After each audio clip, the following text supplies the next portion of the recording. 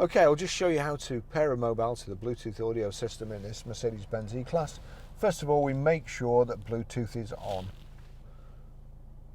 I mean, it may even pick it up already, but the correct way is, so we click the center screen to bring up the menu, then up to the top bar by clicking the selector forward to telephone, click telephone, and then you've got telephone at the bottom and connect devices. So you pull it back towards you, it's gone to connect device, but if not, if it's gone to telephone, just turn it on connect device, click connect device, and then you've got search for phones right at the top.